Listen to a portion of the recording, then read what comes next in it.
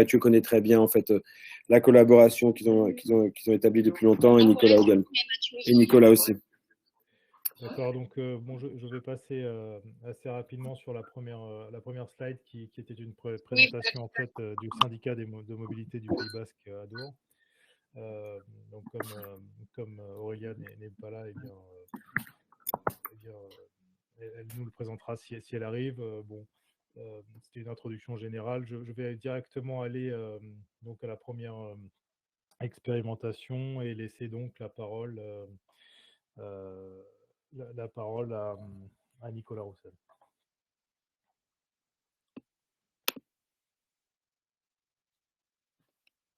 Bonjour à tous. Donc Nicolas Roussel, je suis dirigeant de la société Kobu, France Vélo Connecté. Kobu, c'est notre marque commerciale. On commercialise des solutions de vélo partagé, notamment avec les collectivités depuis 3 ans maintenant. On fait du vélo en libre service, c'est-à-dire des bornes en ville que vous pouvez utiliser 24 heures sur 24. Et on fait aussi des stations estivales pour accompagner nos clients dans l'afflux de population qu'ils peuvent avoir pendant l'été. Et depuis maintenant quelques mois, on commercialise aussi des solutions de location en longue durée de vélo. On dispose d'un système complètement digitalisé où tout se passe à travers notre application. Et je pense que c'est effectivement ce qui a pu ce qui a pu répondre aux besoins du SMPBA lors du lancement de notre collaboration en 2019, en septembre 2019. Notre relation, alors, elle a été très claire du début, puisque le SMPBA nous a dit très clairement que ils avaient une vraie volonté de travailler avec une start-up, entre guillemets, en tous les cas une entreprise technologique qui pouvait apporter des solutions nouvelles. Et ils se sont montrés tout au long de notre collaboration jusqu'à présent, toujours très engagés dans notre soutien avec tout ce qui accompagne la technologie et les startups, c'est-à-dire d'éventuels petits bugs qui viennent se mettre dans le fonctionnement du système et qui peuvent poser problème dans l'exploitation. On en a eu évidemment quelques-uns au début. Maintenant, on a un système qui est relativement fiable, donc on a moins de problèmes. Et du coup, voilà, depuis 2019, on exploite 120 vélos à assistance électrique qui sont répartis sur 12 stations qui elles-mêmes sont réparties sur 8 villes, Tarnos et Boucau dans le nord, qui touchent les Landes et qui sont l'extrémité nord du territoire du SMPBA. Bayonne, Anglet et Biarritz, évidemment, qui sont le cœur de l'activité du réseau. Et la partie centrale et sud avec Bidart, Saint-Jean-de-Luz et Hendaye. On a intégré, pour répondre au fur et à mesure du développement du système, on a agrémenté le service d'une trentaine de stations qui ne comportent pas de bornes et qui sont des stations qu'on qualifie de virtuelles et qui sont pilotées de la même façon, mais à la place des bornes, on utilise des cadenas connectés qui sont déjà intégrés dans le vélo. Donc, Kobu a développé l'intégralité de l'application, les systèmes de verrouillage et par contre choisi des vélos en fonction des besoins des clients. Là, le besoin était un besoin très urbain, tourné vers les habitants. Et du coup, on avait fait ce choix de vélo assistance électrique urbain, voilà, avec porte-bagages et panier. La collaboration peut-être avec le SMPBA, donc comme je vous le disais, elle s'est faite en connaissance de cause on va travailler avec une start-up qui était un élément important, il me semble, au début de notre collaboration, avec les risques, comme je l'évoquais tout à l'heure, ce que ça peut comporter. En tous les cas, on a toujours été soutenu, aussi bien dans la partie technique, comme je l'évoquais tout à l'heure, en cas de bug, mais aussi sur des investissements complémentaires pour permettre un meilleur fonctionnement du service, sur une rapidité du financement qui était un point relativement crucial pour nous, puisque le paiement des prestations qui était devait nous aider et nous limiter dans notre besoin de trésorerie, notamment au lancement, où là, le SMPBA a vraiment joué le jeu d'une si on parlait de marché public classique, on aurait été sur une sorte de subvention d'investissement dès le début qui nous a permis de couvrir une partie importante de nos investissements de départ, c'est-à-dire les vélos, les bornes, le développement de la déclinaison locale de l'application, le fonctionnement du back-office. Et ensuite des paiements trimestriels, des frais de fonctionnement, entretien et équipe d'exploitation du service. Et ça a toujours été, en l'occurrence, on n'a jamais rien eu à demander. Et c'était, notre statut de jeune entreprise, en tous les cas, start-up ou pas, a toujours été pris a toujours été assumé par le SMPBA qui nous a apporté son soutien financier en permanence et ne nous a jamais laissé traîner de facture. Et je pense que c'est un des points qui est crucial, c'est-à-dire qu'il n'y a pas eu il y a eu une négociation qui est la négociation d'un marché normal au début. Et après, il n'y a jamais eu de question de se dire, voilà, il y a ça à faire, qui paye. C'était toujours très fluide dans le fonctionnement et on a toujours été clairement accompagné pour que le service puisse fonctionner dans les meilleures conditions, évidemment dans les limites légales, hein, ça on peut pas, c'est obligatoire, mais en tous les cas dans les meilleures conditions qu'on pouvait espérer pour nous et vraiment un soutien, je vous dis aussi bien dans les petits bugs qui pouvaient être liés à notre développement, comme au niveau financier et puis évidemment, mais là je pense que c'est un fonctionnement plus général du SMPBA. Quand on a eu besoin de local, on a été aidé. Quand on a eu besoin de locaux, pardon, on a eu besoin de locaux, on a été évidemment accompagné par notre partenaire SMPBA.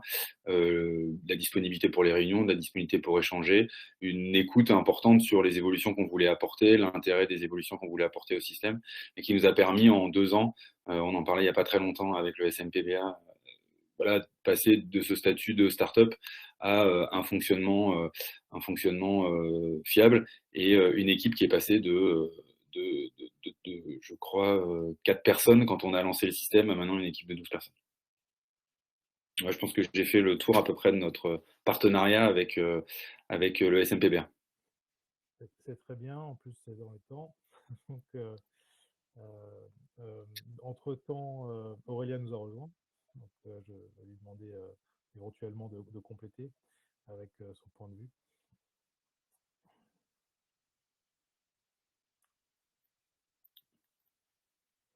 Aurélien. Elle est repartie. Je l'ai vu revenir. Bon, eh bien, sinon, on peut faire, c'est donc continuer avec Mobicop. Et puis lorsque Aurélien nous aura rejoint, on pourra éventuellement refaire un point avec elle. Ce sera son point de vue à la suite des vôtres. Donc je vais laisser la parole donc à Mathieu Jacot.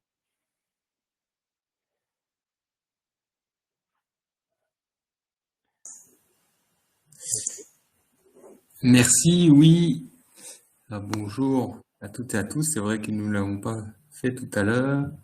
Et je vais essayer de partager pour le coup mon écran. J'espère que ça va fonctionner normalement. Je pense que oui. Est-ce que c'est bon pour vous? Oui, on voit bien. Ok. Alors, bon, je vous présente très rapidement Mobicop, qui nous sommes. Peut-être contrairement à Nicolas et Kobu, on ne se considère plus comme une start-up aujourd'hui, mais on a une histoire un peu particulière et un partenariat aussi un peu particulier avec le syndicat mixte, d'où notre intervention aujourd'hui.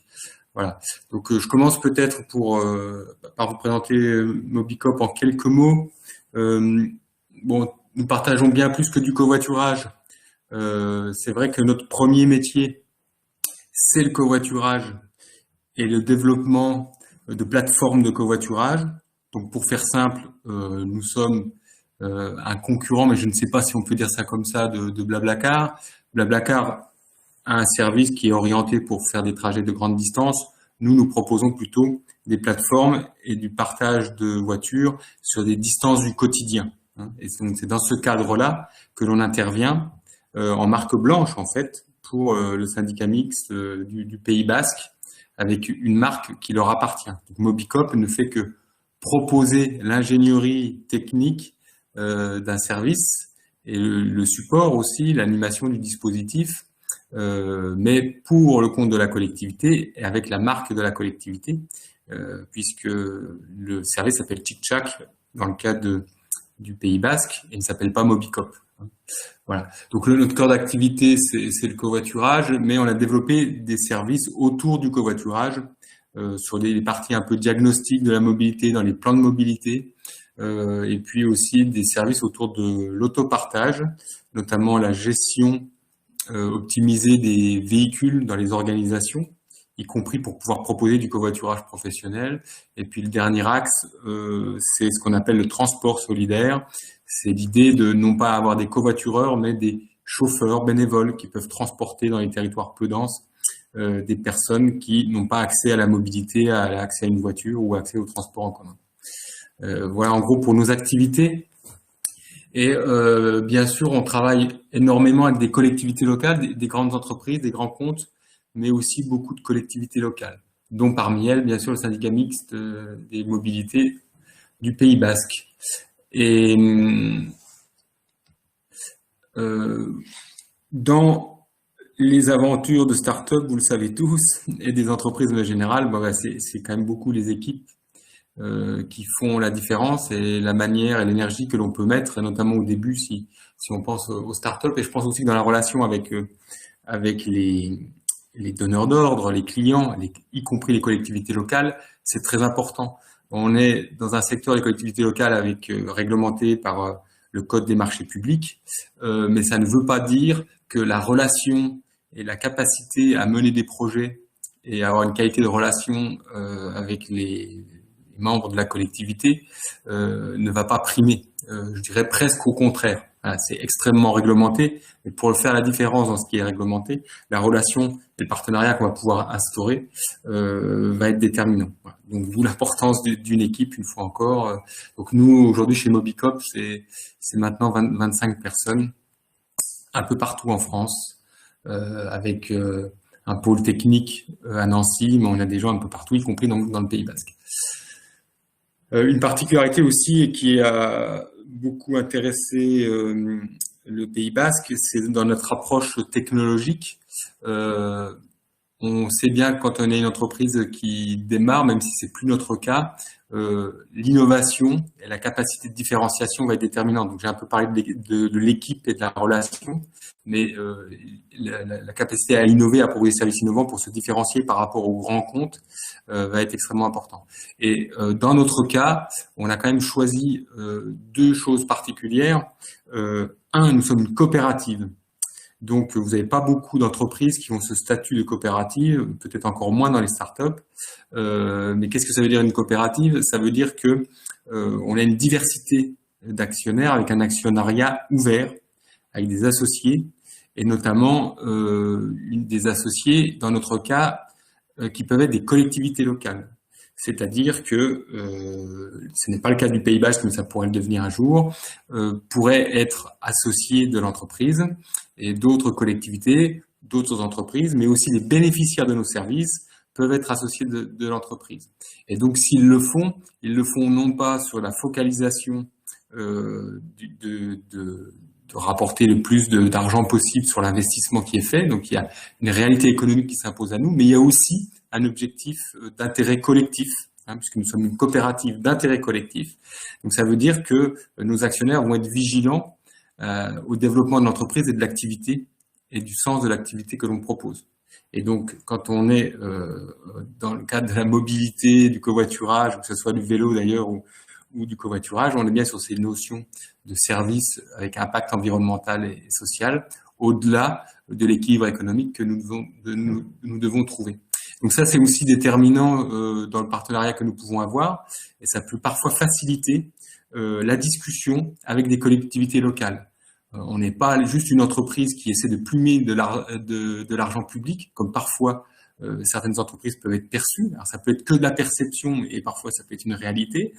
Et donc l'idée d'arriver avec un statut particulier de coopérative d'intérêt collectif nous permet de montrer que nous sommes bien dans le même bateau. Voilà. Et c'est aussi une facilité pour la relation de confiance que l'on peut construire avec nos clients. Et l'autre particularité que nous avons choisie, c'est en termes d'innovation, c'est de développer des services en open source.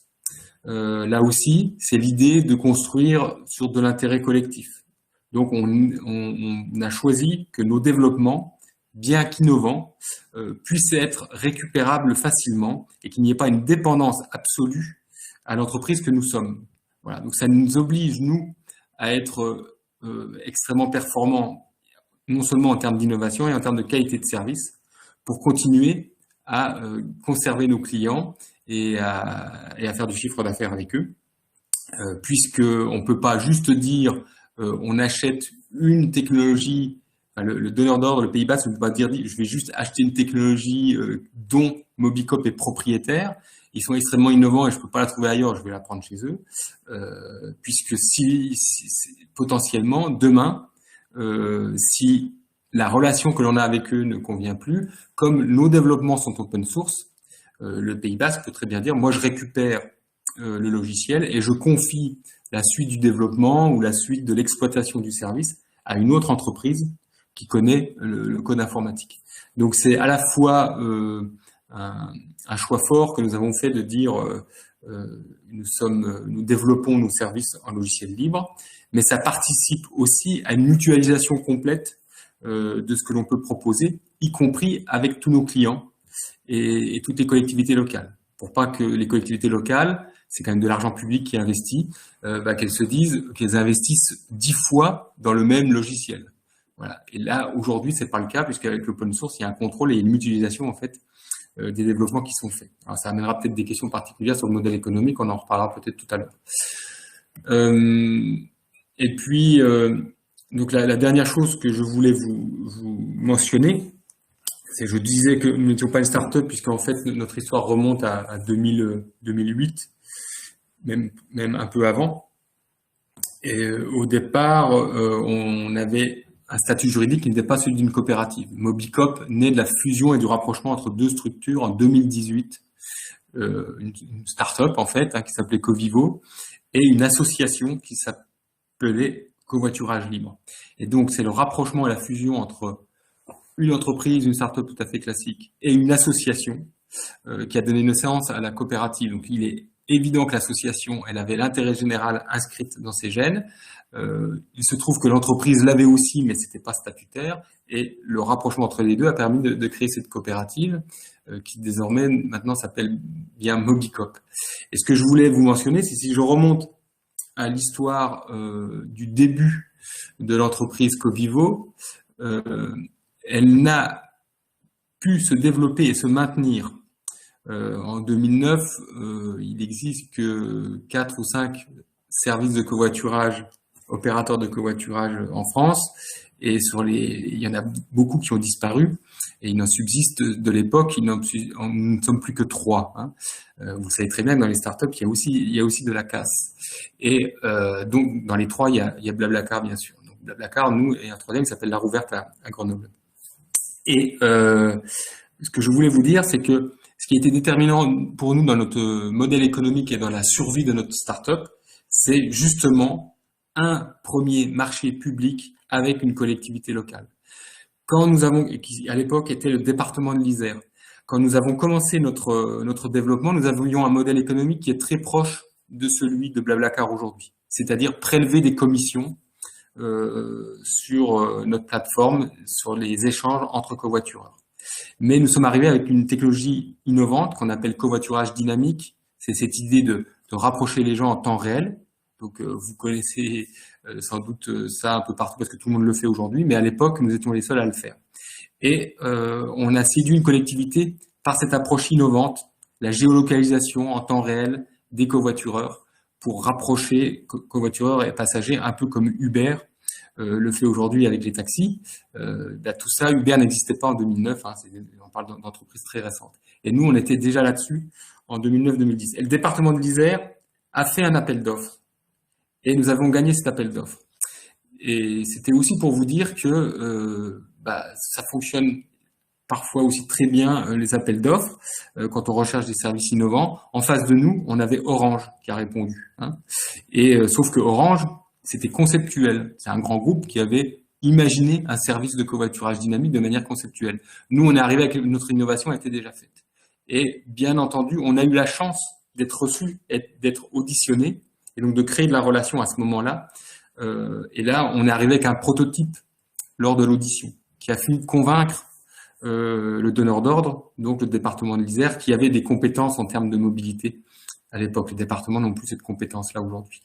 Et donc, sans ce premier marché public, je ne suis pas sûr que nous serions encore là aujourd'hui, puisque ça a permis aussi de changer un petit peu notre modèle économique et de réaliser que l'innovation et les services que nous proposions intéressaient les collectivités locales, alors qu'au départ, on pensait que c'était un service uniquement C2C ou B2C adressé aux particuliers. Et il n'en est rien, on s'est rendu compte que sur ces questions de mobilité, on avance concrètement sur les changements de comportement, justement que quand on met les trois types d'acteurs autour de la table, donc les clients finaux, les usagers, hein, les particuliers, les collectivités locales et les opérateurs comme nous, et que si on essaie de faire les choses en direct, et ben on colle pas aux réalités du terrain, ou alors on a des problématiques en termes de modèle économique. Et donc là, c'est bien l'association de trois acteurs différents que je viens de vous citer, qui permettent de déclencher des changements de comportement sur les questions de mobilité durable. Voilà, j'en ai terminé. Beaucoup à tous les deux. En l'absence d'Aurélien, on va quand même passer aux questions. J'en ai quelques-unes, il y en a déjà quelques-unes qui s'appliquent. Donc la première, vous m'entendez? Oui. Pas très bien. Donc, je suis curieux, là, ça doit être un peu mieux peut-être. Non, toujours pas. Vous êtes loin, quoi. Ouais, finalement. Bon, on n'est pas un problème technique près, c'est-à-dire, mais c'est embêtant. Vous m'entendez vraiment pas? Ah, c'est mieux. Ah, super. Donc, il y a déjà quelques questions. On va passer à cette partie-là. On a un peu de temps.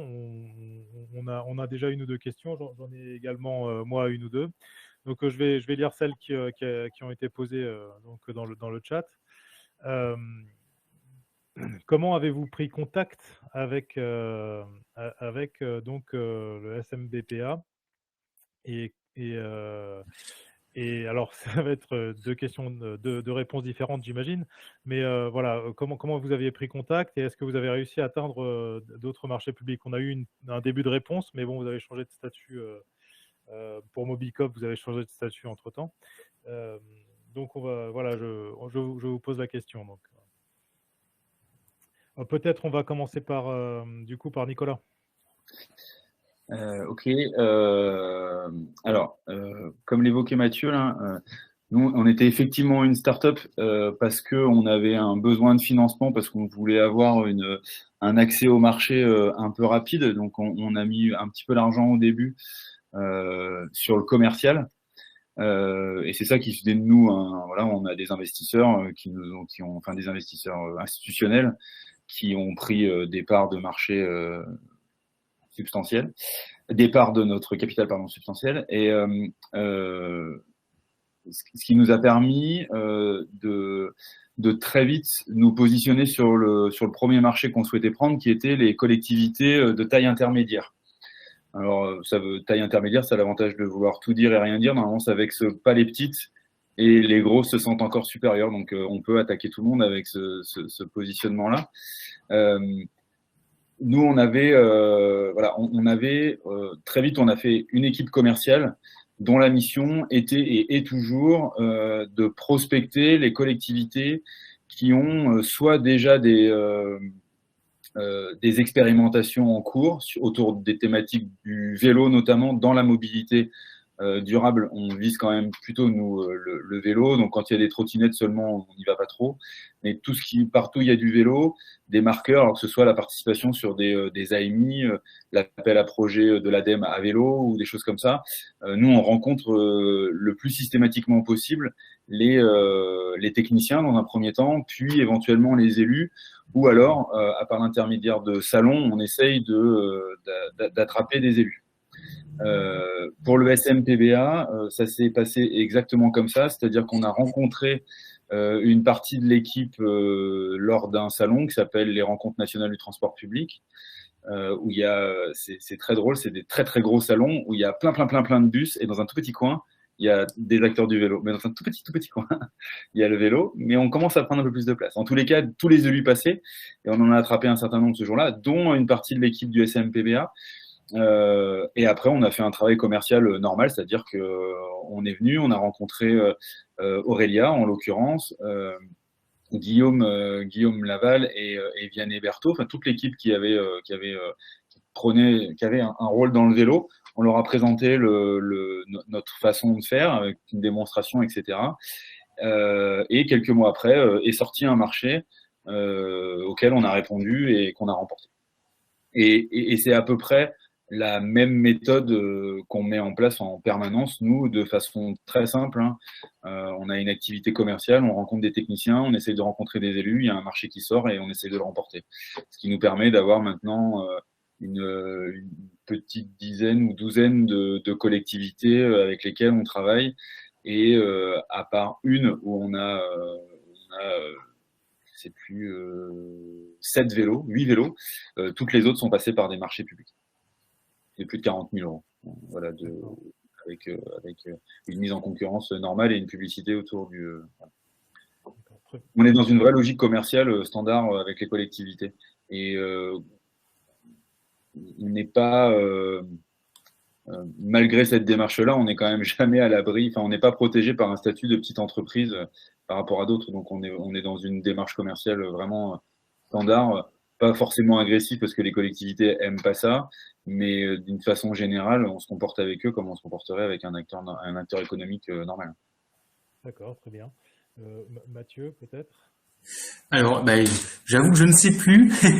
En fait, alors déjà, le Pays Basque, sur l'étendue de son intervention, en fait, c'est relativement récent. Donc Aurélien pourrait nous en dire plus que moi, peut-être que Nicolas sait, mais en gros, c'est pas une très vieille collectivité dans sa dimension actuelle, et la compétence était un peu plus éclatée sur des plus petits territoires. Donc on avait déjà eu un premier contact il y a quelques années avec autour de Bayonne, l'idée de développer un service au niveau de l'agglomération au départ.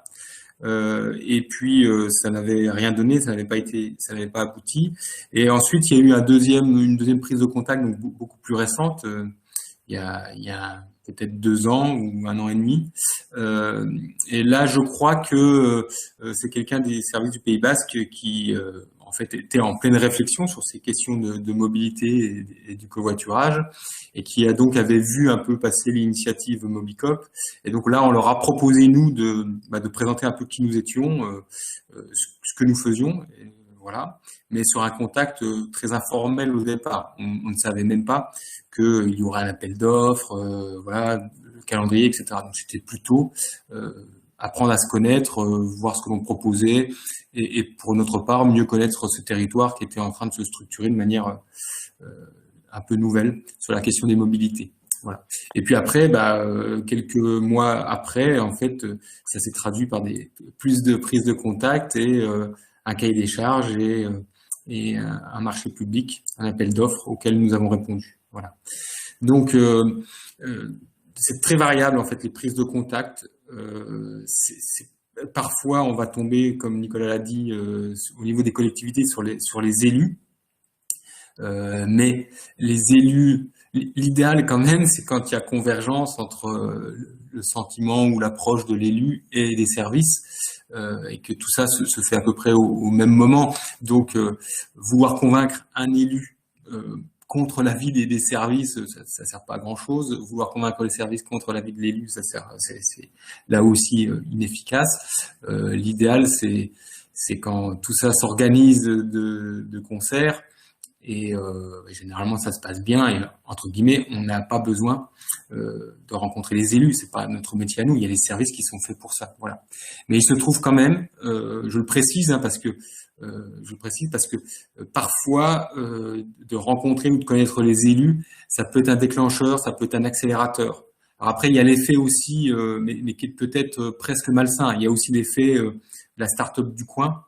On a envie de soutenir la start-up qui est sur son territoire, comme voilà, là où vous êtes implanté, c'est sûr que vous avez envie de réussir, c'est normal. Donc, mais je pense qu'il faut le présenter à ce moment-là comme une expérimentation, un terrain d'expérimentation. Dire, quitte à développer quelque chose, faisons-le en mode expérimental sur votre territoire, parce que c'est notre territoire, et ça permet après de faire une vitrine pour les autres.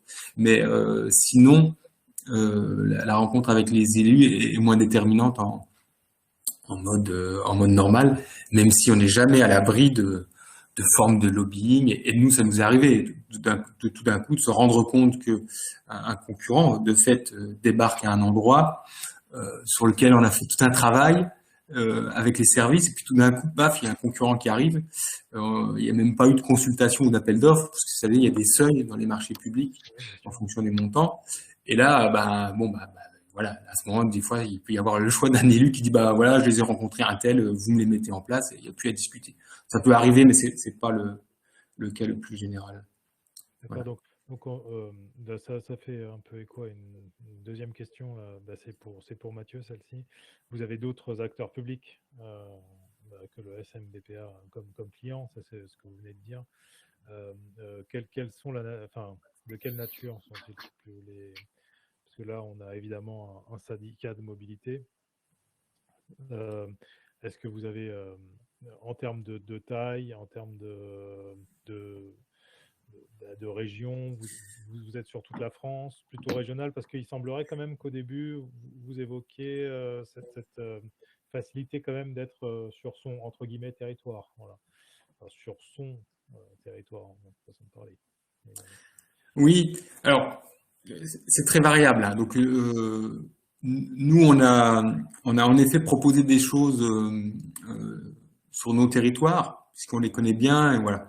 Mais pour être très honnête, c'était en Lorraine, entre Nancy et Metz, hein, globalement, la zone. Et finalement, nul n'est prophète en son pays. On le vérifie très nettement, puisque on a beaucoup plus de projets en dehors du Grand Est que dans le Grand Est. Donc au tout début, il y a eu des petites expérimentations, mais qui n'ont pas déclenché des politiques fortes sur nos activités de covoiturage, alors que dans toutes les autres régions avec lesquelles on travaille, ces politiques-là existent. Donc nos clients, ce sont soit des régions, soit des syndicats mixtes comme le Pays Basque, et soit des agglomérations.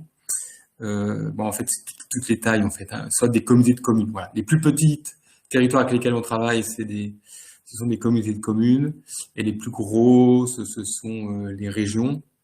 Et alors, j'en profite aussi pour dire que si on est sur un service innovant, c'est le cas aussi pour le vélo partage, c'est quand même pas des services qui existent depuis des dizaines d'années.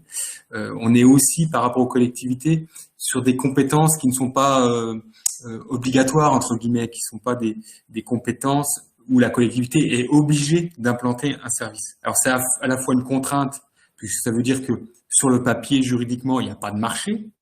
Donc, on peut dire ça va être compliqué, mais c'est aussi une opportunité parce que ça permet justement à des petits de dire, voilà, nous on a quelque chose à proposer qui va venir compléter votre offre de service existante de manière avantageuse, et donc ça permet aussi de se positionner. Et ça c'est important parce que, en effet, le cœur de métier dans la mobilité pendant des dizaines d'années, ça a été de faire.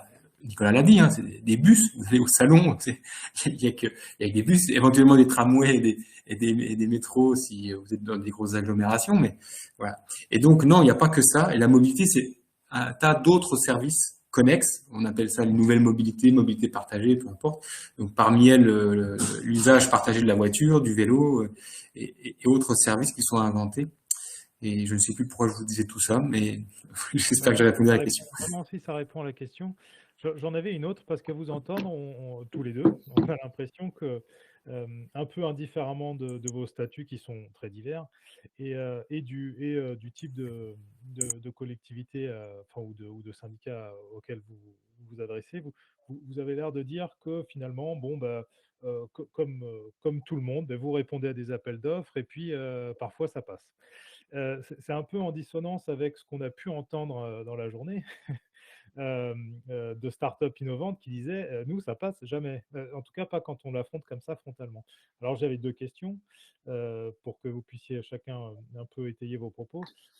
La question du statut, puisque là, on a la chance d'avoir un statut un peu particulier avec Mobicop. Est-ce que ça joue et comment? Je veux dire, est-ce que ça vous ouvre plus de portes ou pas? Ou est-ce que c'est voilà, c'est une identité que vous portez? Mais voilà, j'avais cette question-là vis-à-vis des marchés, vis-à-vis de voilà de et puis Nicolas Roussel également de votre point de vue. Euh, euh, bon, cette barrière qu'on a souvent entendu, dont on a souvent entendu parler, bon, bah, de l'obtention du premier marché. C'est une barrière très forte pour les startups et en particulier, voilà, bon, là on parle spécialement de la collectivité et puis voilà, j'aimerais avoir vos avis là-dessus, chacun votre tour. Je vais commencer, hein, je vais être. Je pense que le statut de start-up, de scope, de ce que vous voulez, ne préjuge pas de votre qualité commerciale, quoi. Et que malgré tout, malgré que ce soit le premier marché, le dernier marché, enfin, on est aussi exposé, nous, à des très gros marchés, là, des renouvellements de marchés qui nous font faire un x10 sur notre business actuel. Voilà. Enfin, il me semble, alors moi auparavant je travaillais dans l'innovation, j'étais consultant dans l'innovation, donc j'ai accompagné de très nombreuses startups et j'ai essayé d'appliquer ce que j'avais compris dans ces 10 ans de conseil en innovation, et puis je viens de l'innovation en pharmaceutique, donc on est toujours un peu dans le même truc. Ceux qui avaient des bonnes équipes commerciales avec une capacité à rassurer son client, son partenaire, ce que vous voulez, étaient quand même un peu plus avancés que les autres. Et le SMPBA nous a dit clairement qu'ils étaient prêts à prendre le risque de travailler avec une start-up. Je pense qu'on les a rassurés parce qu'on avait déjà fait des démonstrateurs et qu'on avait déjà des preuves de notre capacité à assumer la mission qui nous était confiée. Mais surtout, nous, on s'est mis dans une posture dans laquelle on n'y allait pas parce qu'on était une start-up et qu'il nous fallait une preuve de concept. On y était parce qu'on voulait prendre le marché et on voulait mettre des vélos sur ce territoire et on voulait apporter une solution de mobilité durable sur le territoire. Si on revient 6 mois avant les premières discussions avec le SMPBA, nous, on a eu l'opportunité d'implanter des vélos à proximité de chez nous. Alors, on est de Clermont-Ferrand. Pas à Clermont-Ferrand, malheureusement. On n'a jamais été entendu à Clermont, malgré nos bonnes relations avec les collectivités, avec le syndicat des mobilités, enfin, qui s'appelle pas comme ça, si, c'est ça, le syndicat mixte, pardon, de transport en commun, avec la métropole, avec les territoires autour. On s'est toujours très bien entendu, mais ils n'ont jamais particulièrement voté pour nous. Il y a 2 maires de 2 petits bleds autour de chez nous qui, eux, par contre, ont dit c'est une start-up qui est pas loin et ça serait cool de les mettre eux plutôt que de mettre quelqu'un d'autre. Mais de la même façon, ils nous ont fait confiance parce que nous, on a fait le choix que notre démonstrateur était entièrement financé par nous-mêmes. Il était à Royan. On a demandé une seule chose à la mairie de Royan, c'était de nous mettre une prise de courant pour alimenter notre première installation, notre première station. Et c'est peut-être là qu'on a eu de la chance de rencontrer un élu qui a dit ils vont mettre 30 vélos sur mon port, qu'est-ce qui va se passer? Ça va m'enlever 3 places de parking pendant l'été, c'est pas dramatique, on y va. Et donc on lui a demandé 0 €. C'était un peu qui tout double. Et après notre business il s'est ouvert parce qu'on avait effectivement cette première expérience réussie. En tous les cas, En tous les cas, la communication qu'on en faisait était que ça avait été parfait. La réalité était peut-être moins belle, mais comme toutes les jeunes entreprises. En tous les cas, l'agglo de Vichy et l'agglo de Rion-Limagne-Volcan ont été nos premières installes commerciales rentables, entre guillemets, parce qu'on avait une première expérience, mais on y est aussi allé en leur expliquant qu'on allait être capable de transporter des gens sur nos vélos et de les mettre à disposition 24 heures sur 24, 7 jours sur 7. Et avec le SNPBA, on a fait le même choix. C'est l'originalité du SNPBA ou de Vichy ou de Rion, mais surtout du SNPBA, parce que l'engagement financier était un petit peu différent quand même, c'était de faire confiance à Kobu en tant qu'entreprise et d'assumer le fait que on était des bons commerçants et qu'on en avait peut-être raconté un peu plus que ce qu'on savait faire. C'est peut-être là où on a eu l'opportunité de rencontrer, alors c'est pas parce qu'elle est là, mais notamment Aurélia, et je me souviens très bien le jour de l'oral pour le marché, le jour du grand oral, où on a eu un certain nombre de questions qui venaient de sa part. En tous les cas, on avait fait surtout le travail de démonstration qu'on était capable d'apporter une solution qui marchait avec une application qui existait, qui fonctionnait, une borne de verrouillage du vélo qui existait et des vélos qu'on était capable d'équiper et qui tournaient déjà. D'accord, très bien. Mathieu, peut-être, sur cette question? Oui, je confirme, j'ai un peu dit tout à l'heure, nous on est arrivé pour décoller le premier marché, certes on a eu l'opportunité d'être reçu en audition, il faut déjà aller jusque-là, mais à l'audition on avait un prototype, donc on avait, déjà la collectivité savait, elle cherchait un produit innovant, hein, donc elle voulait le faire développer en fait, c'était ça, donc un produit innovant, donc c'est un peu particulier, donc déjà c'était d'emblée il y avait une ouverture. Mais surtout, on est arrivé en effet avec quelque chose qui fonctionnait déjà en fait. Donc, ils voulaient payer des gens pour le proto qu'on leur amenait déjà. Donc, voilà, donc c'est très important de ce qu'a dit Nicolas, c'est que il faut bien montrer que rassurer et rassurer, c'est éventuellement obtenir une expérimentation. Ou alors un démonstrateur, c'est ce qu'a dit Nicolas, on n'a rien demandé à la collectivité, c'était 0 €. On a installé notre truc.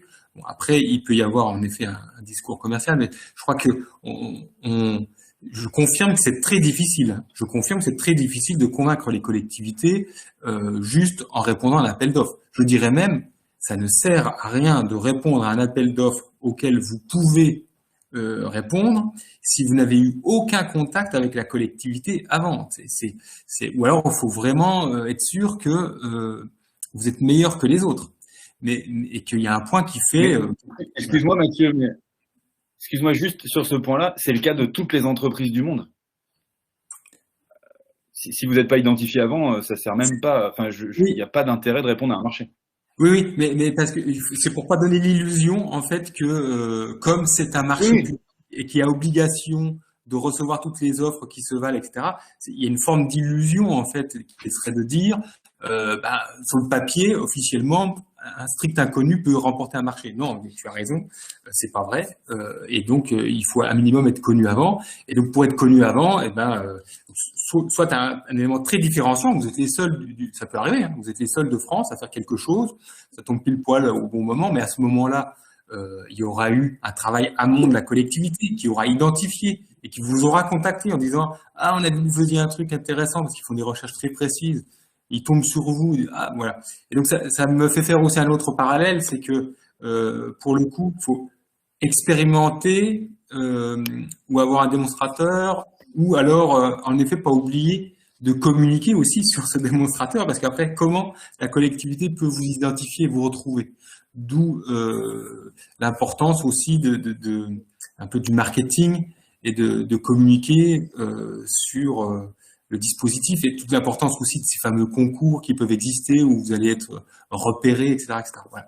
Mais on confirme bien, Nicolas et moi, que c'est pas facile et que surtout on peut pas y aller en disant faites-nous confiance, vous allez voir, on va être meilleur que les autres. Non, on a un démonstrateur, on a quelque chose, on vous donne certaines garanties. Et puis peut-être qu'il faut aussi rassurer sur le risque éventuel. Je sais pas si dans le cas de Nicolas c'était le cas, mais il pourrait y avoir un risque politique aussi. Il faut bien comprendre ça. C'est-à-dire que si la collectivité sent que la start-up pourrait avoir une fragilité, il faut aussi pouvoir la rassurer là-dessus. C'est-à-dire, qu'est-ce qui se passe si jamais ça se passe pas bien? Voilà. Et là, comme c'est vrai pour n'importe quelle entreprise, hein, et être capable d'avoir l'argumentaire pour dire, attendez, ok, on est une start-up, mais on n'est pas bête, voilà, et qu'est-ce qui se passe si jamais ça, pour pas que la collectivité ait le sentiment de prendre un risque. Voilà, il faut qu'elle ait le sentiment que elle y gagne, que c'est gagnant-gagnant. Alors, au-delà du prix, il peut y avoir le phénomène prix, mais ça ne doit pas être l'élément déterminant au départ. Ça peut jouer, hein, parce que des fois, il y a aussi des marchés, vous avez que des gros qui répondent, et en fait, c'est plus un marché concurrentiel. En gros, ils s'arrangent, ils se partagent le marché avec des prix. Donc, des fois aussi, ça peut être une opportunité de dire, attendez, on fait rentrer un petit là, puis on va voir ce qui se passe. Alors, la première fois, le petit, on lui donne rien. Mais si les collectivités prennent toujours des petits pour challenger les gros, au bout d'un moment, les petits répondent plus. Donc, de temps en temps, ils challengent vraiment et ils finissent par prendre un petit. Ouais, bon, je m'arrête. D'accord, non mais d'accord, très bien. On s'adresse à un ministère. Hein. Non, Moi, mais je rajouterais juste, c'est vrai que en plus, nous, on l'a fait. Nos deux premières installs, il y en a une où ils ont dit oui, l'autre ils ont dit non, mais on avait proposé l'intervention d'un leaser pour l'acquisition de notre matériel. Donc, c'est un leaser qui avait en plus une garantie de maintien du service jusqu'à la fin du contrat. Notre tout premier client, il avait l'assurance du fonctionnement de notre application par un truc de solidarité avec notre leaser qui s'engageait à la fois maintenir le matériel et aussi l'application et de s'assurer de son bon fonctionnement. Oui, et je l'ai pas dit, ça c'est aussi important. C'est pas parce qu'on est start-up qu'on doit obligatoirement répondre tout seul et penser qu'on peut tout faire tout seul. Pensez aussi que peut-être que pour décrocher le premier marché, vous pouvez le faire avec peut-être pas un concurrent direct, mais en tous les cas quelqu'un qui est pas loin de votre terrain, qui est en possibilité de répondre, vous allez pouvoir compléter. Ça peut fonctionner dans certains cas. Hein, dans le milieu de la mobilité, il y a des gros opérateurs qui n'ont pas toutes les solutions. Ils cherchent parfois des petits pour compléter leur offre et faire une offre séduisante. Donc c'est aussi une porte d'entrée de jouer la clé du partenariat, la co-traitance ou la sous-traitance intelligente. Ça n'a pas été notre cas pour nous deux visiblement, mais c'est aussi des dispositifs qui fonctionnent. d'accord, ça fait un peu écho à ce qu'on a déjà entendu plus tôt aujourd'hui. Donc vous diriez que effectivement le donneur d'ordre public, c'est pas un donneur d'ordre facile pour les startups, en gros, c'est ce que je comprends, mais c'est faisable. Mais c'est faisable. D'accord. Je pense on va finir sur cette note un peu positive. Un peu positive. Je suis vraiment désolé pour les problèmes techniques. Oui, oui, Il y a une vraie note positive, c'est que nous, on a des vrais partenariats avec tous nos clients collectivités. d'accord. Là, je suis à Landerneau en train d'installer un service de location longue durée. Le président vient nous voir dans l'atelier, nous demande des choses, on lui en demande d'autres.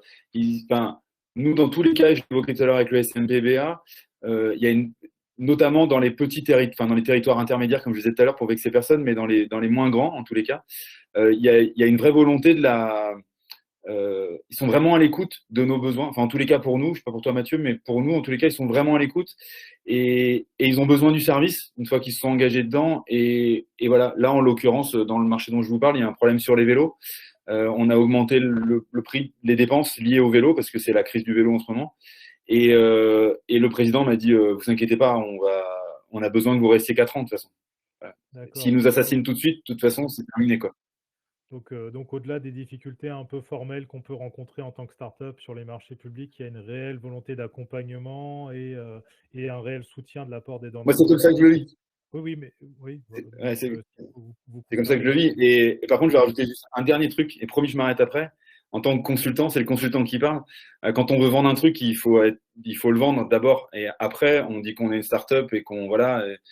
Si on vient installer un démonstrateur, on installe un démonstrateur. Si on vient vendre une prestation à un prix, on vient vendre une prestation à un prix. S'il faut être 12 pour faire le truc, on se présente à 12, on vient pas dire qu'on va coller des bouts de scotch avec. Voilà, c'est. Il me semble que les collectivités, elles vont mettre quelque chose dans les mains de leurs habitants, de leurs administrés. Et c'est bien de faire des expérimentations, mais l'expérimentation ne vaut que si elle est dans des conditions quasi réelles, quoi. Mathieu, le mot de la fin, peut-être sur cette question-là. Donc, le soutien des collectivités, assez important finalement sur les startups, malgré un cadre parfois un peu lourd.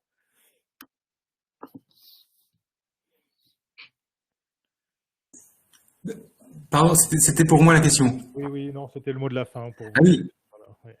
Donc, sur ce Ah point ok. de Non, mais collectivité, Nicolas disait qu'on était malgré tout assez soutenu et puis il y avait une réelle volonté. Et donc voilà, je vous renvoie la balle. Vous confirmez quand même qu'il y a un véritable accompagnement sur les projets un peu innovants de la part des donneurs d'ordre public, quoi. Ah bah, je pense que voilà, entre guillemets, la collectivité fonctionne pour l'intérêt général. Donc, on voit bien que l'intérêt général, c'est une fois qu'on a choisi de travailler avec un partenaire, c'est s'aider mutuellement. Donc, en effet, ça marche plutôt bien. Ou sinon, on va à la catastrophe. Mais ce que dit Nicolas est vrai. Hein, il faut pas.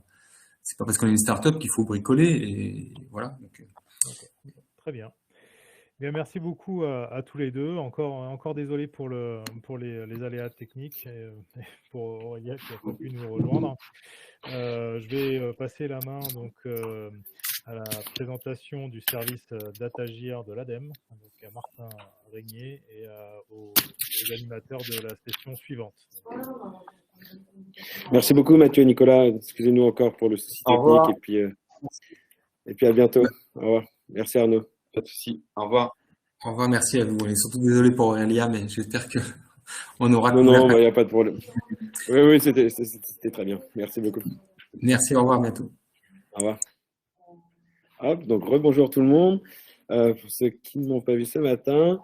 Donc nous allons attaquer la dernière présentation de la journée, qui est une présentation de Martin Régnier de l'ADEME, donc l'Agence de la transition écologique. Donc là, d'un service proposé justement par cette ADEME à destination plutôt des particuliers, mais également des entreprises avec des logiciels open source qui permettent de calculer différents impacts carbone de nos tâches quotidiennes. Donc, je vais laisser la main tout de suite à Martin. Merci Martin, est-ce que tout le monde m'entend bien? Oui. Oui, génial. C'est parfait. Et normalement, mon écran arrive. C'est tout bon? C'est tout bon. Parfait, écoute, merci. Bonjour à tous, enchanté. Donc Martin Régnier, moi je suis effectivement intrapreneur à l'ADEME, où je développe le service d'Atagir que je vais vous présenter tout de suite. L'ambition de ce service, c'est d'apporter l'information environnementale, donc effectivement au cœur des services les plus utilisés par les citoyens. Un petit bruit de fond, oui, tout va bien. Alors juste, qu'est-ce que c'est que d'Atagir? Pourquoi on a créé ce service? En gros, vous le savez, les Français se déclarent de plus en plus nombreux à vouloir agir au quotidien en faveur de l'environnement. Ils s'appuient évidemment, enfin tout à chacun, on utilise aujourd'hui plein d'applications pour faire nos courses, se déplacer, s'informer, etc. Et la plupart de ces acteurs qui fournissent ces applications sont bien conscients que l'environnement fait partie des critères de choix pour les particuliers, les citoyens. Mais c'est pas toujours facile à la fois d'accéder aux données et puis surtout de bien les comprendre, bien les maîtriser. Et c'est donc pour ça qu'on a créé Datagir, pour essayer d'apporter cette information environnementale vraiment durant les processus de décision, de consommation des particuliers, vraiment dans ces services qu'ils utilisent déjà au quotidien, essayer de mettre l'information environnementale le plus possible dans leur parcours. Donc, Datagir, c'est un service public gratuit qui est porté par l'ADEME et l'incubateur de l'ADINUM Beta.gouv qui accompagne les administrations, les agences publiques à créer de nouveaux services publics numériques à impact. On a créé ce service il y a 2 ans. Maintenant, on est 5 aujourd'hui. Et donc, notre raison d'être, c'est vraiment d'apporter l'information environnementale au plus près des citoyens, comme je le disais tout à l'heure. Et pour ce faire, on accompagne les applications, les services dans leur démarche pour qu'ils transforment, qu'ils créent des nouvelles fonctionnalités à leurs produits en intégrant les données de l'ADEME. Donc ça, c'est vraiment la première offre que je vous présente tout de suite. Il y a, vous savez peut-être, l'ADEME, je ne l'ai pas représenté, mais j'espère que vous connaissez. L'ADEME, c'est donc l'Agence de la transition écologique et on a tout un portail Open Data où il y a plus d'une centaine de jeux de données ouverts. Qui peuvent être donc réutilisés évidemment. Et donc nous, on vient compléter avec deux choses, déjà de la documentation, etc. Et puis on rajoute surtout l'expertise en fait qu'on va chercher auprès de mes collègues à l'ADEME, ceux qui portent ces bases de données, de manière à créer des webinaires, des réunions dédiées. Il y a une époque, c'était en physique. Ça, c'était avant. Peut-être ça reviendra. Mais en tout cas, différents formats pour pouvoir échanger directement entre l'expert de la base de données et puis les applis, services, etc., qui peuvent être intéressés pour se les approprier, de manière à bien comprendre comment l'utiliser et qu'est-ce qu'il y a derrière ces données. Donc, c'est en particulier le cas. On a beaucoup travaillé sur l'alimentation avec des hackers comme Yuka, Marmiton, etc., qui ont intégré la base Agribalise. Ça vous intéresse peut-être un petit peu moins aujourd'hui, mais il y a donc la base carbone, par contre, un peu plus cœur, où on va retrouver beaucoup de données sur la mobilité. On a déjà fait quelques webinaires sur le sujet. Vous pouvez tous les retrouver dans notre documentation, donc comme on le met à droite là sur cette slide, et qui va lister voilà, toutes les ressources qu'on peut vous mettre à disposition pour bien comprendre ces bases. Le deuxième axe de notre offre, c'est un peu pour montrer le potentiel de nos données et puis surtout pour que ça puisse servir directement. On crée des petits simulateurs qui sont tous open source, toujours également libres de diffusion, que vous pouvez partager, intégrer sur votre plateforme ou comme c'est open source évidemment, reprendre techniquement. Et de la même manière, hein, comme pour l'offre 1, on organise de temps en temps des ateliers, alors cette fois-ci un petit peu plus techniques, hein, mais pour rentrer dans le code sur certains de ces simulateurs. Donc on en a 5 à ce jour, on en fait de temps en temps des nouveaux.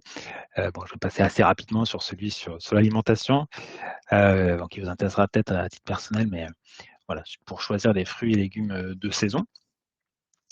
On en a un qui est qu'on a appelé Mon convertisseur CO2, qui permet de convertir des kilos de CO2 directement en dimension beaucoup plus tangible du quotidien. Il y a notamment des kilomètres de voiture, mais des choses comme des smartphones, des livres, des litres d'eau, des repas.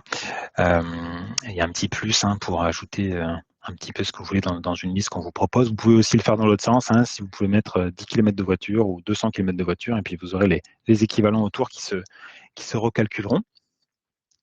Donc voilà, ça c'est mon convertisseur CO2. Je vous ai mis les petits URL en bas, hein.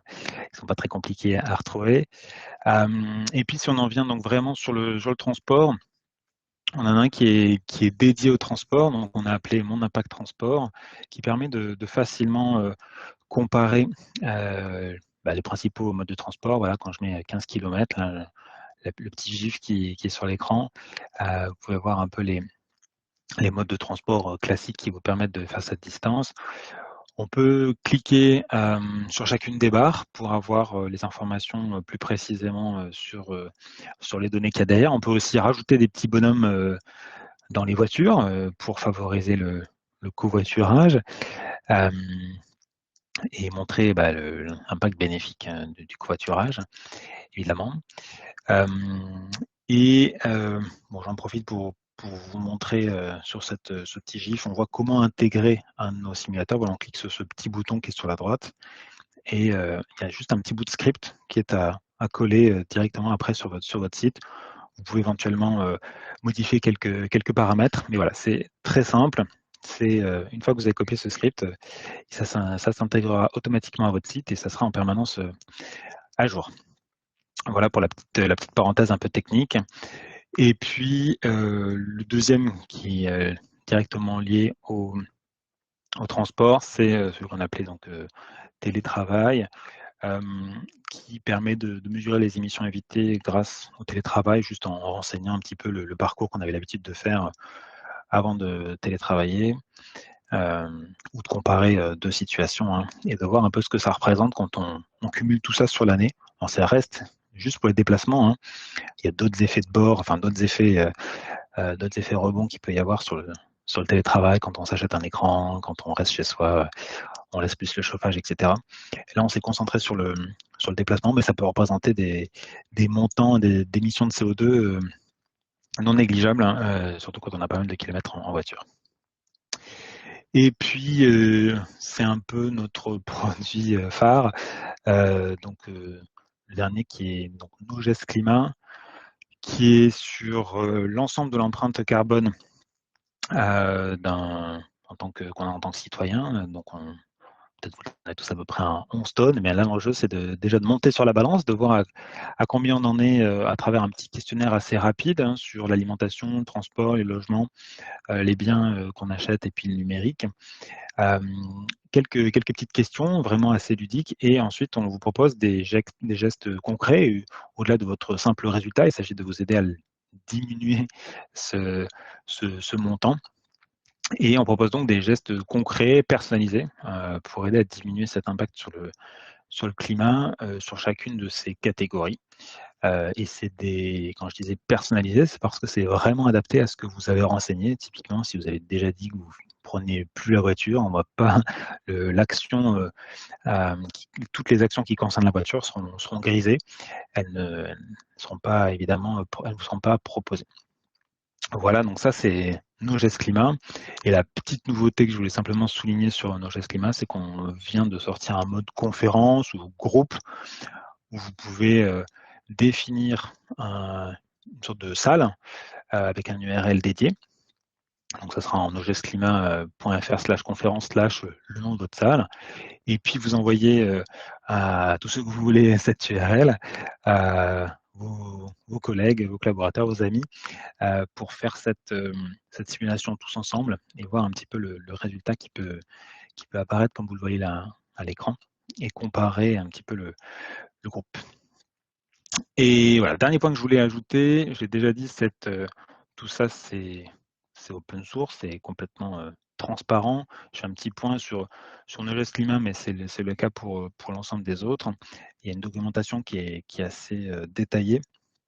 Et donc en particulier pour NoGest Climat, vous pouvez accéder à toutes les fiches actions, donc même celles qui concernent le transport évidemment. Et donc reprendre sans souci hein, toutes ces ressources dans tous les supports que vous voulez, dans vos outils, que ce soit pour sensibiliser des professionnels ou des particuliers. Il ne faut pas hésiter donc à venir se servir dans cette base de connaissances. L'enjeu pour nous sur NoGest Climat qu'on a développé, je l'ai pas dit, qu'on a développé avec l'association Bilan Carbone, c'est aussi de créer une base commune pour éviter que chaque acteur se recrée son calculateur, se recrée ses actions, les chiffres, etc. Mais d'avoir vraiment cette base open source accessible à tous. Donc il ne faut vraiment pas hésiter à vous en servir. Vous avez vu, il y a plus de 240 000 simulations là sur NoGest Climat. Il y a beaucoup d'acteurs hein, qui proposent tous les simulateurs que l'on met à disposition, qu'ils intègrent sur leur site, hein, que ce soit des acteurs, des collectivités de plus en plus, mais aussi des entreprises petites ou grandes qui les proposent à leurs salariés ou à leurs clients. Donc il ne faut vraiment pas hésiter à venir prendre ces ressources qu'on met à votre disposition. Voilà un petit peu ce que je voulais présenter. Et donc je suis tout à fait disponible maintenant pour des questions s'il y en a. En tout cas, merci beaucoup Martin pour cette présentation claire d'ailleurs qui sera rediffusée comme toutes les autres et sur notre chaîne YouTube. Alors moi déjà j'ai plusieurs questions, il y en a d'autres qui vont arriver aussi dans le chat. Donc bon, déjà la première question qui vient du chat c'est « Bonjour, j'aurais souhaité savoir s'il était envisagé d'établir un moyen de comparaison en évoquant un ratio Terra équivalent CO2 économisé par euro investi. Pensez-vous que cela serait difficile à implémenter ?» Dans un secteur particulier où c'est pas précisé C'est pas précisé dans le secteur, mais on peut demander, je ne sais pas qui a posé la question, mais il nous entend normalement. Mais a priori, de mémoire, on n'a pas forcément de ratio comme ça directement.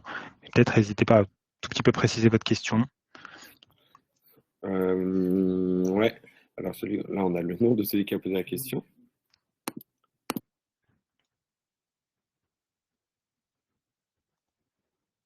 On demande la précision dans le chat, Martin, ça arrive tout de suite. Ok, voilà. Merci. Bah, du coup, moi, ça rejoignait ma question. Est-ce que vous avez prévu de développer de nouveaux simulateurs et quels sont vos projets pour les nouveaux simulateurs, justement ? Très bonne question. Le but des simulateurs, comme je l'ai un petit peu dit, il y en a deux, c'est d'essayer d'illustrer les données de l'ADEME. Donc, je suis passé assez rapidement dessus, mais en particulier pour les données de transport. Donc, tout ça, ça vient de la base carbone. Et donc, pour aller appâter, n'est-ce pas, les développeurs en particulier, ou tous ceux qui développent des applications, que ce soit des startups, des grands groupes, etc., on a fait aussi ces simulateurs pour leur montrer ce qu'on peut en faire.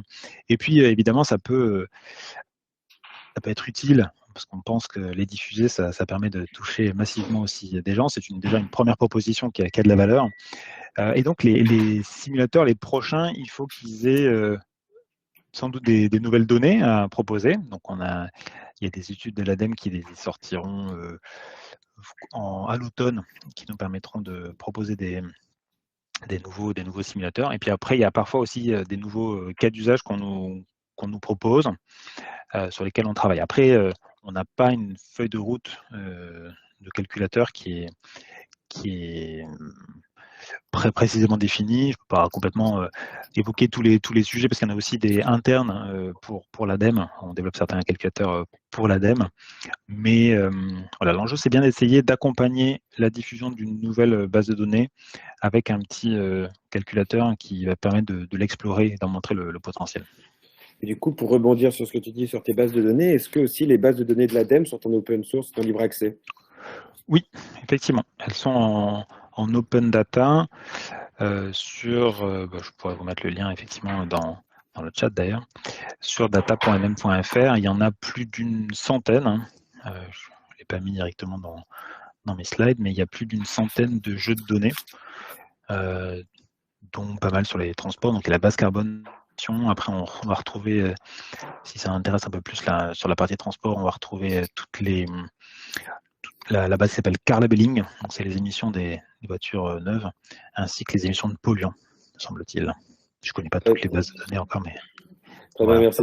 Et pour revenir aussi plus sur le thème de la journée, donc quels sont les exemples de collaboration que tu as pu avoir avec des startups privées ou des grands comptes privés, pour revenir justement sur cette collaboration publique-privée et avec des petites startups également?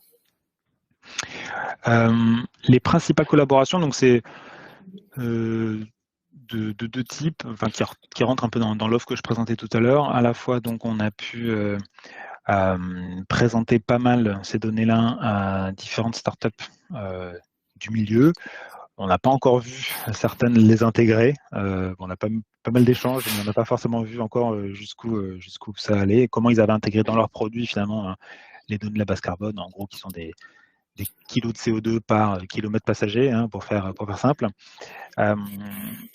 C'est en cours, et par contre, il y a des intégrations un peu plus nombreuses du simulateur que je vous ai montré, directement par des startups. Il y a même Mobicop qui est là sur son site, d'autres acteurs de ce type-là, et puis il y a des collectivités aussi qui l'intègrent directement, soit sur leur site, soit sur les sites de challenge. Vous savez peut-être que 1 ou 2 fois par an, donc là, la semaine prochaine, justement, il y a un challenge de la mobilité qui sera lancé, ça sera en Nouvelle-Aquitaine. Je crois que la semaine suivante, ça sera dans les Pays de la Loire. Et donc, ces challenges qui sont lancés par les régions et l'ADEME s'appuient aussi sur ce simulateur pour permettre aux gens de un petit peu estimer le gain qu'ils vont avoir en changeant de moyen de transport, en délaissant leur voiture pendant une semaine, par exemple. Et donc, il y a déjà ces partenariats qui sont créés aussi. Ok, merci. Je ne sais pas si tu as vu, on a eu le complément pour la question 1.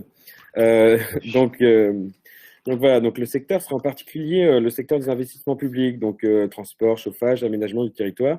Et je sais pas, on va répéter quand même la question, et c'était de savoir s'il était envisagé d'établir un moyen de comparaison en évoquant un ratio tonne équivalent CO2 économisé par euro investi. Est-ce que ce serait difficile du coup à implémenter côté plus technique là du coup? Oui. Faudrait regarder. Là, je vois pas exactement comment implémenter ça. En fait, je ne sais pas si c'est des ratios qu'on a dans la base carbone. Il y a quelques ratios dits monétaires, du coup, mais c'est pas certain qu'ils nous suffisent pour faire précisément l'exercice qui est évoqué dans cette question-là. Très bien, très bien. De toute manière, après, je mettrai tes coordonnées Oui, Je donnerai tes coordonnées, si possible, aussi à M. Desroques, du coup, qui a posé une autre question qui est, et l'idée serait donc de comparer, enfin, c'est pas la même question, c'est toujours pour rebondir sur cette question, sur cette première question, l'idée serait donc de comparer des investissements publics en termes d'efficacité pour le climat, l'unité de comparaison étant l'euro. Par exemple, investir 1 million d'euros et gagner 100 000 tonnes de CO2 par an, ce qui nous ramènerait à 10 euros par tonne. Je ne sais pas si un peu, ça permet de préciser un peu plus la question ou si justement toujours un peu. Ouais, ça on n'aura pas. Après, il y a d'autres. Il y a peut-être un autre outil qui s'appelle Mission Climat, qui est développé par Avenir Climatique, et je vois qu'il y a un autre organisme dont j'ai mangé le nom, j'espère qu'ils ne me voudront pas, qui permet de faire ça, et qui a une déclinaison notamment, enfin qui ne permet peut-être pas exactement de faire ça, mais qui pourra peut-être un peu plus déjà répondre à la question. Hop là, je vous le mets dans le chat, et je crois qu'ils ont une déclinaison territoriale. Donc je pense que si on tape territoire d'abord, non, je ne sais plus. Très bien. Et moi, j'ai une question aussi. Dans votre démarche, du coup, d'aller contacter des startups, enfin de collaborer avec des startups, etc., comment ça fonctionne? C'est vous qui allez les voir ou bien c'est les startups de leur plein gré qui viennent vous voir? Ou c'est justement les deux? C'est un peu les deux. Forcément, au tout début, quand on n'était pas trop connu, c'était surtout nous qui allons les voir. C'est quand même plutôt aujourd'hui notre démarche. L'idée, c'est d'essayer de sortir des cercles des acteurs qui connaissent soit déjà l'ADEME, soit déjà ce type de données. Heureusement, il y en a de plus en plus, mais et puis on essaie de choisir aussi des cas d'usage qui sont pas vraiment uniquement dédiés à l'environnement. J'ai évoqué tout à l'heure Yuka. Bon, le cœur de métier de Yuka, c'était plutôt la santé. Mais bon, ça va en fait un moment qui réfléchissait à travailler sur l'environnement. Et du coup, quand on les a contactés, j'étais ravi de voir qu'il y avait une base de données qui existait, qui pouvait coller, donc Agribalis que je présentais rapidement tout à l'heure, et qui pouvait coller à leurs besoins et qui se viennent d'intégrer en faisant un éco-score qui est sorti récemment. Mais il a bien fallu aller les chercher. Je pense que le temps qu'ils voient que la base existait, ils auraient peut-être mis un peu plus de temps à développer cette fonction. Oui, en effet. Et pour revenir du coup sur cette histoire de développement depuis le début, est-ce que le code a beaucoup évolué justement au contact de ces différentes personnes? Est-ce que le fait qu'ils soient en open source, vous laissez vous le code tel qu'il est depuis le début et vous laissez les gens le modifier à leur guise, ou alors vous prenez en compte leurs remarques et puis vous l'adaptez justement au fur et à mesure? Très bonne question. Donc, il y a deux choses. Il y a le code, effectivement, mais ta question me fait penser aussi du coup, aux données et aux façons de diffuser les données. Et donc, déjà, rapidement là-dessus, le fait de mélanger, comme je le disais, dans des ateliers, des experts de l'ADEME sur une base de données et des réutilisateurs potentiels, comme les Yuka, par exemple, sur les données d'alimentation, ça permet aussi de réfléchir les données différemment et de réfléchir la mise à jour des données différentes. Donc ça, c'était très riche, donc plutôt pour la partie open data, enfin mise à jour des données. Et après, sur la partie donc open source, aujourd'hui, on n'a pas forcément une contribution directe, enfin en tout cas majeure, c'est plutôt des remarques ou des gens qui vont mettre dans le code. Donc tout ça, c'est sur GitHub. Je l'ai mis tout à l'heure rapidement à l'écran, mais on peut venir faire aussi libre dans le code ou à côté. Et donc on a plutôt des contributions de cet ordre-là aujourd'hui, et que des gens qui viennent compléter directement le code, et aussi certains qui adaptent. Donc il y a une école par exemple Centrale Nantes qui a repris carrément Nogest Climat et qui a fait un Nogest Climat Centrale Nantes pour que les étudiants puissent, les étudiants, et d'ailleurs il y a aussi tous les enseignants-chercheurs, etc., toute l'administration, pour qu'ils puissent avoir un calculateur plus resserré, plus spécifique que le Nogest Climat national, n'est-ce pas? Et donc ils ont intégralement pris le code et ils l'ont adapté à leur école. Très bien, merci. Et je ne sais pas si tu connais le programme Gaia-X, mais certainement. Est-ce que vous avez un lien avec ce programme-là? Est-ce que vous comptez vous impliquer dedans? Pour ceux qui ne savent pas, Gaia-X, c'est un programme de cloud de données européen avec la France, l'Allemagne, etc. Et je pense que l'ADEME participe à ce projet-là. C'est une très bonne question parce que j'ai découvert ça récemment. J'ai On s'est contacté il n'y a pas très longtemps, mais pour l'instant, on n'a pas encore échangé directement. Donc, je ne peux pas répondre plus avant à ta question, mais oui, j'espère qu'on pourra être un peu présent dans cette initiative. Oui. Très bien, très bien. Nous, au sein de l'Ecolab, justement, on a une équipe data qui travaille un peu D'accord. avec le projet Gaïa. Je pourrais te mettre en relation avec elle. Oui, C'est volontiers. Marie Ramondari elle s'appelle, et les entrepreneurs d'intérêt général, justement. D'accord. Voilà. Je ne sais pas si vous avez d'autres questions. Pour moi, c'est bon. Si Martin, tu veux encore présenter quelque chose ou avoir un petit mot de la Je crois que fin, c'est bon. mais dans le chat, on a écoulé toutes les questions et puis on va pouvoir procéder à la clôture. Ah, il y a Antoine qui me dit. Il y a des questions en chat. Ah, va-t-on voir l'ADEME sur la blockchain? Oula, c'est une question bien spécifique. Je ne sais pas. On a déjà des. Je pense qu'on écrit déjà des choses. Alors, je ne représente pas toute l'ADEME là aujourd'hui, n'est-ce pas? Je pense qu'on écrit déjà des choses. Après, c'est un sujet compliqué, la blockchain en particulier. Néanmoins, on va avoir un rapport sur l'impact environnemental du numérique qui va sortir là à l'automne. Donc, il n'est pas exclu que la blockchain soit dedans. C'est pas une annonce. Enfin, il me semble que là, comme ça, il me semblait que c'était pas dedans, mais potentiellement. En tout cas, du coup, pour un mot plus de conclusion, n'hésitez pas à déjà reprendre tout ce que je vous ai, enfin, tous les simulateurs qu'on a. Donc, ils sont vraiment là pour être diffusés largement, être intégrés à des sites web, etc. Et puis, s'il y en a qui ont des envies d'intégrer des jeux de données de l'ADEME, de mieux comprendre ce qu'il y a dedans, on est vraiment à disposition pour vous accompagner. Très bien, très bien. Et en fait, on a encore une dernière question qui apparaît au dernier moment. Martin, on va te retenir jusqu'à ce soir, je crois. Il n'y a pas de souci. Ça concerne en fait, parce que évidemment, vous n'êtes pas les seuls à faire ces systèmes de simulateurs et de comparateurs comme ça. Est-ce qu'il existe une certification? Comment obtient-on justement ces certifications s'il existe? Est-ce que l'ADEME fait partie de ces organismes de référence? Comment ça fonctionne? Alors, donc sur la plupart des simulateurs qu'on a, c'est en gros des multiplications, donc on n'a pas grand-chose à certifier, donc on utilise les bases de données de l'ADEME et on les présente d'une certaine façon. C'est un peu plus compliqué pour nos gestes climat qu'on a développé en partenariat avec l'association Bilan Carbone. Et donc pour répondre plus précisément à la question, l'ADEME ne fait pas de certification. On certifie juste ce que nous on produit, voilà, c'est certifié ADEME forcément, mais on ne fait pas de certification externe. Par contre, l'ABC, l'association Bilan Carbone, elle peut certifier des outils de calcul externes, donc elle le fait fréquemment. C'est vraiment son métier de certifier la comptabilité carbone. Je crois que c'est payant, c'était une prestation qu'elle fait payer, mais c'est tout à fait possible de leur demander. Super. Ben encore merci Martin pour cette dernière table ronde.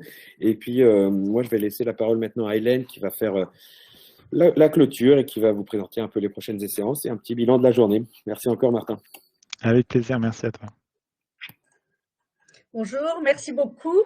Je vais effectivement procéder à la clôture de ce première étape du Tour de France du réseau national des incubateurs GreenTech qu'on a voulu vous proposer sous l'angle de la rencontre entre start-up et acheteurs, privés, publics, grands, petits, des opportunités de se rencontrer, des difficultés de contractualiser parfois, sur ce premier thème de l'année 2021 qui est le thème de la mobilité durable.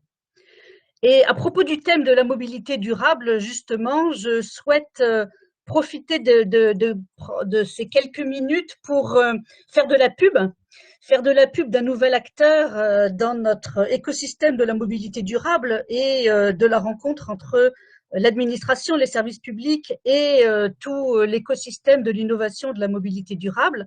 Ce nouvel acteur, dont certains d'entre vous ont très probablement déjà entendu parler, c'est l'Agence de l'innovation dans les transports, avec qui d'ailleurs cette journée a été montée et coordonnée.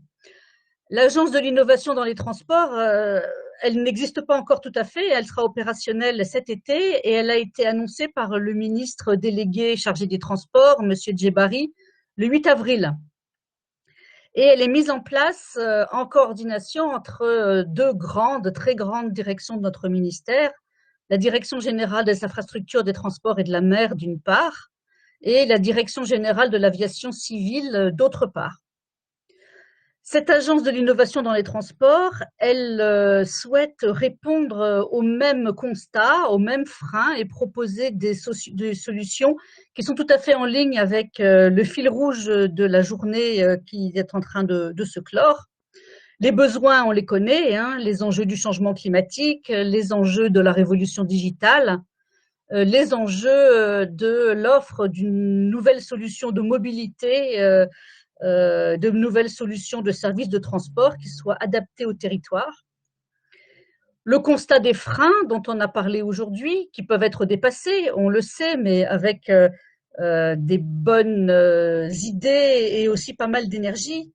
Les freins liés à la réglementation, les freins liés aux procédures administratives, à la méconnaissance ou à l'inadaptation des dispositifs de financement, la difficulté donc à se rencontrer l'offre et la demande, ce dont nous avons parlé aujourd'hui. Et l'Agence de l'innovation dans les transports a l'intention de traiter et de prendre à bras-le-corps ces difficultés.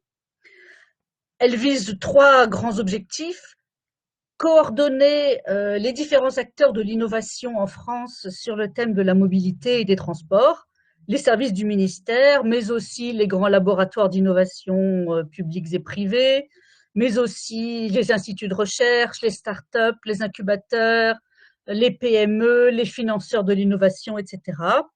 Et puis évidemment, et au premier chef, puisque ce sont eux les principaux acheteurs de solutions de mobilité et de transport, les territoires. Son deuxième objectif, c'est d'aider à mieux identifier, modéliser, référencer les innovations. Le label Green Tech Innovation fait partie de ces solutions, mais il y en a évidemment bien d'autres et l'AIT a vocation à les développer. Et puis, troisième vocation qu'elle souhaite embrasser, accompagner le passage à l'échelle dans les territoires des solutions innovantes de mobilité.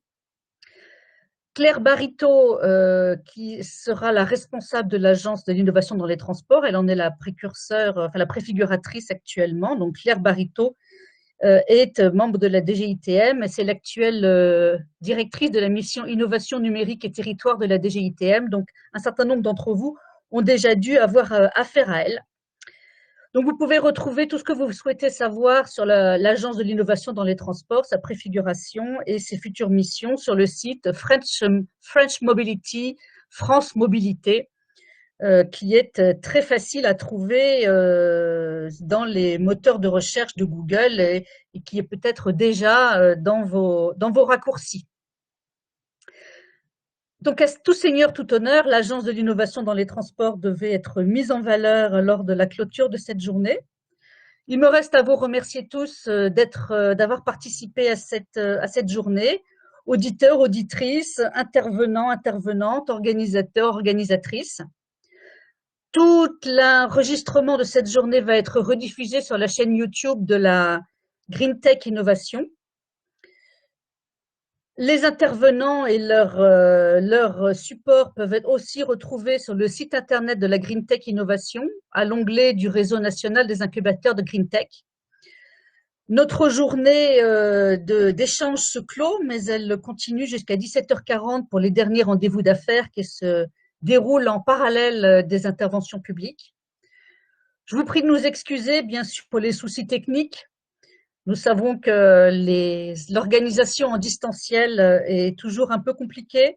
L'équipe Green Tech Innovation d'Elecolab, ses collègues du service de la recherche et de l'innovation du Commissariat général au développement durable ont vraiment fait au mieux de tout ce qu'ils pouvaient pour organiser cette journée, faire en sorte qu'elle se déroule le mieux possible et pallier les soucis techniques, et je les en remercie infiniment.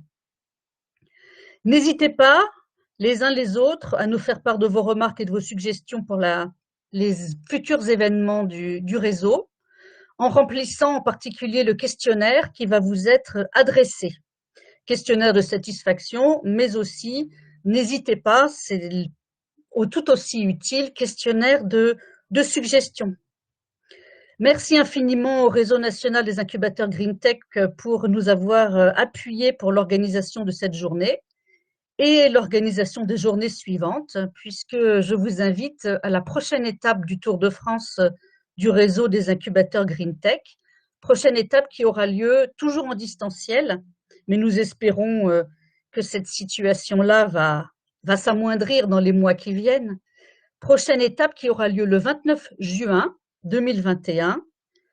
Le thème n'est pas encore choisi, il est en balance entre deux problématiques essentielles qui sont le bâtiment durable d'une part et l'économie circulaire d'autre part. Si éventuellement vous avez envie de voter entre bâtiment durable et économie circulaire, faites-le savoir dans votre réponse au questionnaire. Et puis il y aura 2 autres rendez-vous en 2021. Toujours un peu de pub et après je vous souhaite une excellente fin de journée. La GreenTech Innovation organise le 8 juin prochain, de 16h à 17h, un webinaire sur le thème de la décarbonation des activités en faisant un focus sur le thème extrêmement ambitieux et passionnant de l'hydrogène.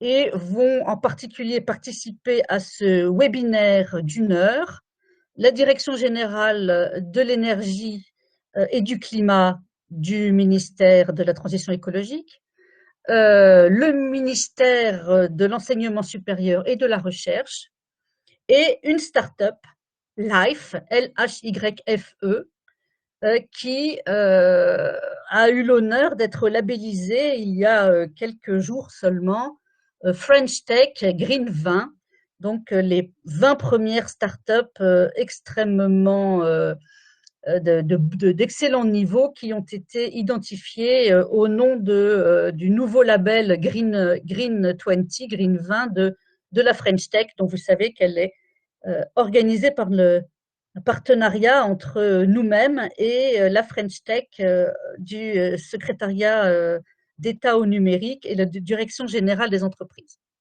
Voilà, donc rendez-vous sur notre chaîne YouTube, sur notre site internet, dans votre réponse au questionnaire qui va vous être adressé, le 8 juin pour le webinaire et le 29 juin pour la prochaine étape de ce Tour de France du Réseau national des incubateurs GreenTech. Je vous souhaite à toutes et à tous une excellente fin de journée. À bientôt.